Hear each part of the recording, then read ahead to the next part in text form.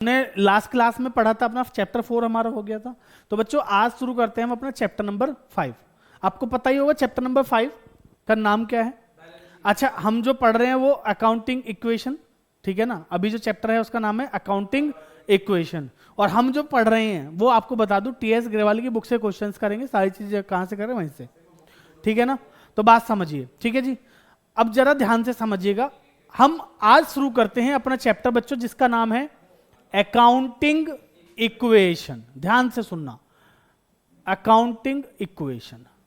बेटा ये जो इक्वेशन वर्ड है ना, आपको नहीं लग रहा है गणित वाला टर्म है, मैथ्स में होता था कभी, है ना। तो सही है, आप जो कह रहे हो बिल्कुल वही है जो आप 11, 9, 10th में मैथ में जब पढ़ाई होगा आप लोगों ने 9, 10th में इक्वेशन वगैरह चैप्टर पढ़े होंगे ना, क्वाड्रेटिक इक्वेशन ये सब पढ़ी थी। बट घबराओ मत, यहां पे वो सब नहीं है। यहां पे हमें पढ़नी है अकाउंटिंग इक्वेशन। कौन सी पढ़नी है? Accounting equation. तो सर आखिर ये अकाउंटिंग इक्वेशन क्या है, पहले समझो इस बात को। इक्वेशन क्या है और अकाउंटिंग इक्वेशन क्या है, इसको समझो। बेटा कुछ नहीं, बहुत सिंपल शब्दों में सुनो।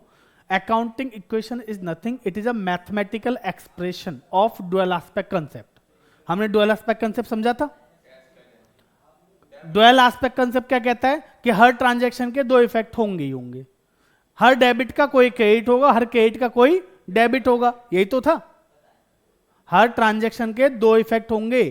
सोल्ड गुड्स टू रमेश, मैंने गुड्स रमेश को बेचे, तो यहां पे गुड्स मतलब सेल और रमेश दो चीजें हैं नहीं है, तो हर ट्रांजैक्शन के दो इफेक्ट होंगे, ठीक है ना।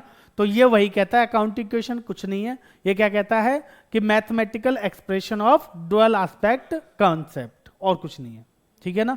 तो अगर आपको कोई पूछे भाई अकाउंटिंग इक्वेशन क्या, तो आप बहुत सिंपल शब्दों में लिख देना accounting equation is a mathematical expression of dual aspect concept, ठीक है जी।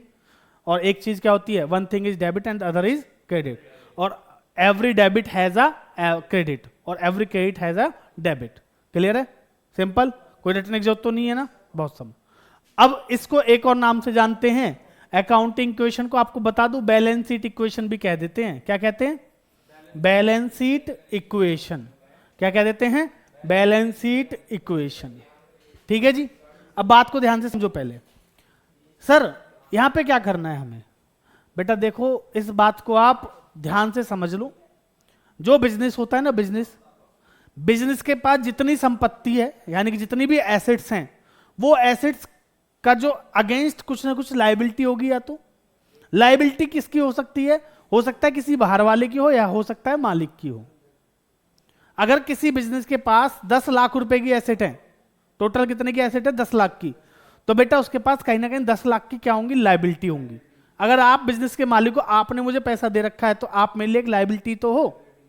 तो अगर मेरे पास 10 लाख की एसेट है, तो मेरे पास बराबर में 10 लाख की क्या है? लायबिलिटी भी है। हो सकता है मालिक का पैसा, ऑनर्स लायबिलिटी कह लो, ऑनर्स कैपिटल कह लो, या फिर हो सकता है आउटसाइडर्स लायबिलिटी हो। समझ में आ रही है बात? तो बेटा इक्वेशन हमारी यही बनेगी कि जो हमारी एसेट्स हैं वो बराबर है किसके? लायबिलिटी और कैपिटल के, ठीक है ना। तो हमारी जो अकाउंटिंग इक्वेशन है वो क्या है? Assets is equal to liability plus capital. हमारी जो इक्वेशन है बच्चों वो क्या है? Assets is equal to liability plus capital. Clear है जी? तो सर पहली चीज तो हमें क्लियर हो गई कि एसेट्स जो है वो बराबर होती है किसके? लायबिलिटी और कैपिटल के, ठीक है ना। बच्चों अब आपको बताऊं, यहां पे ना छोटे छोटे क्वेश्चंस बन जाते हैं, इस वाले पॉइंट पे ही छोटे छोटे क्वेश्चन बन जाते हैं कि सर अच्छा एसेट तो आपने बता दी कैसे निकलती है, लायबिलिटी निकालने को कहेगा तो कैसे निकालोगे? बेटा अगर लायबिलिटी बोलेगा तो कैपिटल को यहां से उठाना और यहां ले आना, है ना जी। सर यहां प्लस है तो यहां माइनस हो जाएगी, खत्म। रटना कुछ नहीं है, सब समझना है। तो बेटा लायबिलिटी इज इक्वल टू क्या हो जाएगा? Assets minus capital. Very good. अच्छा अगर कैपिटल पूछने लगे आपसे कोई, तो capital is equal to liability को इधर ले आओ, है ना जी। भाई कैपिटल को छोड़ के लायबिलिटी इधर ले आओ, तो एसेट्स माइनस,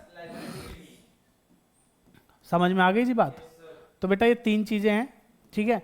आप इन तीनों को ही इक्वेशन मान सकते हो, बात एक है, एक ही इक्वेशन को हमने तोड़ मरोड़ के आगे पीछे करके लिख रखा है।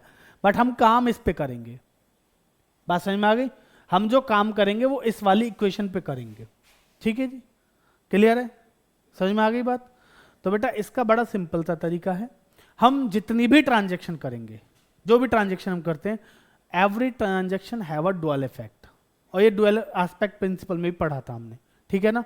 मालिक पैसा लाया, मालिक पैसा लाया मतलब business started with rupees this this जो भी बोलता है आपका, तो इसका मतलब क्या है, यहाँ पे दो ट्रांजेक्शन है, एक कैश पैसा आ रहा है कैश, और दूसरा कौन ला रहा है, मालिक साहब, उनको क्या बोलते हैं हम, कैपिटल। तो यहाँ पे कैश और कैपिटल आई। मैंने उस कैश से क्या यूज किया, फर्नीचर खरीदा। कैश से क्या करा, फर्नीचर खरीदा। तो बेटा फर्नीचर आ रहा है और कैश जा रहा है, तो कैश को कम कर देंगे, फर्नीचर को बढ़ा देंगे। समझ में आ रही है बात? क्लियर है जी? मैंने मशीनरी खरीदी, तो दो चीजें क्या हैं, एक तो मशीनरी और दूसरा कैश। तो कैश कम हो जाएगा, मशीनरी बढ़ जाएगी। समझ में आ रही है बात? तो हर ट्रांजेक्शन में ऐसे ही दो दो इफेक्ट चलते रहेंगे। सर बस दो ही होंगे? दो से ज्यादा भी हो सकते हैं, कभी कभी तीन भी हो जाते हैं। कोई चीज प्रॉफिट पे बेची है या कुछ वैसे, तो तीन अकाउंट भी इफेक्ट हो जाते हैं। ठीक है ना? तो समझेंगे आराम से स्टेप बाय स्टेप। ठीक है जी? तो अब हम समझते हैं फटाफट से कि सर आखिर अकाउंटिंग इक्वेशन को कैसे बनाया जाता है। ठीक है ना? क्या अकाउंटिंग इक्वेशन कैसे बनाई जाती है? तो बच्चों इसके लिए फटाफट से देखो, पहले आपको क्या समझना पड़ेगा, फॉर्मेट। सबसे पहले हम क्या करेंगे, सीरियल नंबर। क्या लिखेंगे सबसे पहले, सीरियल नंबर। उसके बाद ट्रांजैक्शंस, उसके बाद क्या आती है हमारी, ट्रांजैक्शन। ठीक है जी? और फिर हम ऊपर ऐसे एक लाइन खींच देंगे सीधी सीधी सी। ठीक है जी?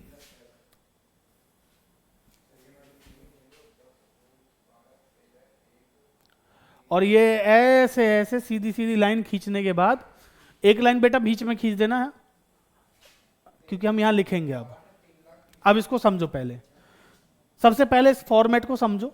ये अकाउंटिंग इक्वेशन का सबसे पहले यहां सीरियल नंबर लिखोगे, यहां क्या लिखेंगे, ट्रांजैक्शन। क्या लिखेंगे, ट्रांजैक्शन। लिखने के बाद हमें क्या बनानी है, इक्वेशन बनानी है ना, तो हमारा अकाउंटिंग इक्वेशन क्या है वो लिख दो।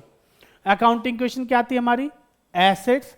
देखो एसेट्स का जो स्पेस है थोड़ा बड़ा रखेंगे, equal to liability plus capital, end में लिख देंगे यहां कैपिटल। और मैंने ये जो जगह छोड़ी है बेटा, दूसरा वाला जो कॉलम बना है, इसमें जैसे जैसे जो जो ट्रांजैक्शन आती जाएगी उसका हम नाम लिखते चले जाएंगे। ठीक है जी? कोई दिक्कत यहां तक दिख रहा है ना सबको? ठीक है, समझ में आ रहा है? बस अब शुरू करते हैं जी। मैंने लिखा ट्रांजैक्शन 1। ठीक है जी? ट्रांजैक्शन 1 क्या रहेगी हमारी, वही रखते हैं sir, simple. Business started with rupees 5 lakh रुपए। बेटा business started with rupees 5 lakh. हमने 5 लाख रुपए से क्या किया, बिजनेस स्टार्ट किया। तो यहां पे दो चीजें आप समझो। पहले आपको इस ट्रांजैक्शन को पढ़ के समझना पड़ेगा। ट्रांजैक्शन आपको बुक में दी होगी, ऐसा कुछ घबराने की जरूरत नहीं है, क्वेश्चन में ट्रांजैक्शन ही देगा। इसका मतलब क्या है कि सर हमने 5 लाख रुपए से बिजनेस शुरू किया। हमने मतलब बिजनेसमैन ने, मालिक ने। ठीक है ना? हमें जो एंट्रीज करनी है, हम जो अकाउंटिंग इक्वेशन बना रहे हैं बुक्स में बना रहे हैं बिजनेस की में। ठीक है जी? तो यहां पे समझो 5 लाख रुपए से बिजनेस शुरू किया, तो एंट्री क्या करेंगे बेटा, हमारे पास दो चीजें आई, एक तो कैश आया और दूसरा कौन आया, दूसरा क्या आया, कैश कहां से आया, मालिक से। मालिक से, और मालिक का क्या नाम है, कैपिटल। मालिक को किस में लिखेंगे, कैपिटल। आपको बताया था ना separate legal entity, business entity concept क्या कहता है, मालिक अलग बिजनेस अलग। तो मालिक जो पैसा देता है उसे हम क्या लिखते हैं, कैपिटल लिखते हैं। मैं कंसेप्ट रिवाइज करा रहा हूं बार बार, ऐसे बोल बोल के समझ लो। तो बिजनेस एंटिटी क्या कहता है, मालिक अलग है और बिजनेस अलग है। क्लियर है जी? तो बेटा यहां पे एक तो आया कैश और एक क्या है, कैपिटल। कैपिटल पता है मुझे क्या है, लेकिन कैश क्या है हमारे लिए, कैश हमारी एसेट है लायबिलिटी है, कैश हमारी एसेट है भाई, कैश हमारी एसेट है। समझ रहे हो? जितनी भी हमारी प्रॉपर्टीज हैं ये सब क्या हमारी एसेट्स में आती है, ऐसे याद रखो अभी के लिए, नए नए बच्चों इसलिए कह रहा हूं, बाकी आप समझ जाओगे। तो कहीं ना कहीं एसेट साइड में कहीं कैश दिख रहा है आपको, नहीं? तो दिखा देते हैं, लो कैश। ठीक है जी? कैश कितना आया, 5 लाख। कैश में 5 लाख, और कैपिटल में कितना आया, यहां पे भी 5 लाख। कोई दिक्कत, समझ में आ गई बात? हाँ जी, लायबिलिटी में 0 है, यहां बीच में प्लस है। कोई दिक्कत? अब मैं दूसरी ट्रांजैक्शन लिखता हूं। भाई कैश आएगा बिजनेस के पास तो बिजनेस क्या करेगा? बिजनेस शुरू करना है जी हमें तो हम क्या करते हैं? फर्नीचर खरीद लेते हैं जी। तो मैंने लिखा फर्नीचर परचेज्ड। अरे भाई रुको, 10 लाख का कैसे खरीदेंगे? 5 लाख रुपए बिजनेस शुरू करना चाह रहे हो आप, 10 लाख का फर्नीचर खरीदने की बात कर रहे हो? रुपीज, अरे 1 लाख रुपए का बहुत है भाई, कुर्सी मेज ही तो खरीदनी है। बात को समझो, ठीक है जी। 1 लाख रुपए का फर्नीचर खरीदा। अच्छा, फर्नीचर खरीदने के लिए क्या करेंगे? 2 चीजें चाहिए ना, एक तो फर्नीचर आएगा और कुछ जाएगा भी, तो क्या जाएगा? पैसा। पैसा पैसा पैसा तो लिखा है जी कैश। अच्छा, फर्नीचर हमारे लिए क्या है? एसेट है लायबिलिटी है? एसेट्स है। तो बेटा कहीं एसेट साइड में फर्नीचर दिख रहा है? नहीं, लो दिखा देता हूं। प्लस क्या लिख देंगे? फर्नीचर। समझ रहे हो? जो चीज जहां पे आएगी वैसे लिखते हुए चलेंगे, पहले से ढूंढ के लिखने की जरूरत तो नहीं है। तो बेटा यहां से कैश कितना गया? 1 लाख। प्लस फर्नीचर में कितना आया? 1 लाख। इधर कुछ चेंज नहीं हुआ जी, इधर भी कोई चेंज नहीं हुआ। बेटा नई इक्वेशन बनाओ। अब क्या बनेगी हमारी? New equation. तो न्यू इक्वेशन क्या बनेगी जरा ध्यान से समझिएगा। न्यू इक्वेशन का मतलब कि अब हमारे पास कितनी कितनी चीजें बची हैं। कैश कितने का बचा और ये कितने का बचा? यहां पे बताओ कितना बचा कैश? 4 लाख रुपए का कैश बचा। प्लस फर्नीचर कितने का है जी? 1 लाख का फर्नीचर है, इक्वल टू लायबिलिटी कुछ है नहीं, प्लस 5 लाख। क्लियर? नई इक्वेशन जब बनेगी तो हमें चेक करना पड़ेगा कि वो क्या है, इक्वल होनी चाहिए। यानी कि 4 लाख प्लस 1 लाख कितना है? 5 लाख। और इक्वल टू के उधर कितना है? 0 प्लस 5 लाख, 5 लाख। बराबर है ना? कोई दिक्कत यहां तक? अगला पॉइंट समझते हैं। तीसरी इक्वेशन, तीसरा लिखा है, मान लो परचेज गुड्स ₹50,000 फ्रॉम कविता। ठीक है जी। कविता मतलब श्वेता कविता, एक ही बात है, कोई दिक्कत नहीं है। हमने 50,000 रुपए का सामान खरीदा है किसी कविता से। अब ये कौन है जी? होगी कोई या होगा कोई, हमें क्या मतलब। बात को समझो बेटा। गुड्स आए, सामान आया तो खर्चा है, ठीक है। कैश में आता तो खर्चा था, लेकिन अभी उधार में आया जी, खर्चा तो खर्चा ही है ना। सर उधार आके रख गया तो बन गई एसेट। कब तक? जब तक बिकेगा नहीं। मैंने कोई सामान खरीदा, बेचने के लिए लाया, वैसे तो मेरा खर्चा है, लेकिन अगर वो बच जाता है ईयर एंड पे, मेरा बिक नहीं पाता है, तो मेरी क्या बन जाएगी? एसेट बन जाएगी। बात समझ में आ रही है जी? क्या बन जाएगी? एसेट बन जाएगी। तो एसेट है तो एसेट साइड में दिखेंगे। प्लस एक क्या है मेरे लिए? लायबिलिटी भी है। उधार खरीदा है तो लायबिलिटी है, ठीक है ना। तो बेटा ध्यान से समझो, 50,000 का जो गुड्स खरीदा है ये मेरी क्या है? एसेट। बेटा गुड्स को हम कहां रखते हैं? एसेट्स में, यानी कि स्टॉक के अंदर, ठीक है ना। तो एसेट साइड में स्टॉक दिख रहा है आपको? नहीं दिख रहा, दिखा देते हैं, लो। Plus stock. और बेटा लायबिलिटी है तो लायबिलिटी, जब हम उधार में किसी से कोई सामान खरीदते हैं तो बेटा उसको क्या कहते हैं? क्रेडिटर, है ना। तो लायबिलिटी साइड में क्या है? क्रेडिटर। क्या है? समझ में आ गई बात? क्लियर है ना। तो बेटा क्रेडिटर कितने के हैं? क्रेडिटर कितने के? पहले स्टॉक लिखो, देखो कितने का खरीदा हमने? 50,000 का। तो यहां पे कोई चेंज नहीं, यहां कोई चेंज नहीं। स्टॉक कितने का आया और इसमें कितना आया, और यहां पे 0। बनाओ नई इक्वेशन। बराबर होना चाहिए जी। यहां पे 4 lakh plus 1 lakh plus 50,000 equal to 50,000 plus 5 lakh.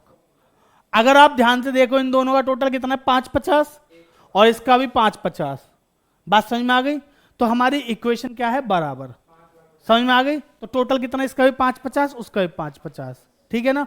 तो हमारे क्वेश्चन में ना हमारी इक्वेशन जब भी हम बनाएंगे तो वो हमेशा क्या रहने वाली है? बराबर रहने वाली है। समझ में आ रही है बात? इक्वेशन क्या रहने वाली है? बराबर। क्लियर है जी? तो बेटा इसी के बेस पे इसके क्वेश्चंस करेंगे। तो आराम से अगली क्लास में और 2-3 क्वेश्चन करेंगे, तो हमारा ये चैप्टर आराम से खत्म हो जाएगा, ठीक है ना। इसमें ज़्यादा कुछ है भी नहीं। क्लियर है, समझ में आ गई यहाँ तक बात। तो चलिए मिलते हैं अगली क्लास में, ठीक है ना। तो बेटा ये था हमारा अकाउंटिंग क्वेश्चन, ठीक है ना। तो मिलते हैं अगली क्लास में, तब तक के लिए धन्यवाद। और चैनल को लाइक शेयर सब्सक्राइब जरूर कर देना, ठीक है।